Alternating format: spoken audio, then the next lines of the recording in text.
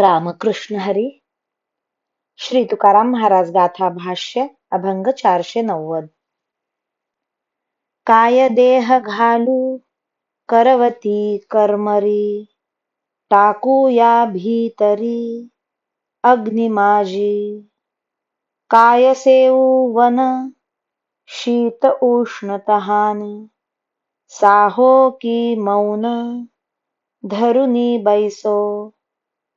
काय लावू अंगी भस्म उधळण, हिंडू देश कोण खुंटचारी. काय त्यजू अन्न करू मी उपवास, काय करू नास जीवित्वाचा. तुका म्हणे काय करावा उपाय, ऐसा देई भाव पांडुरंगा.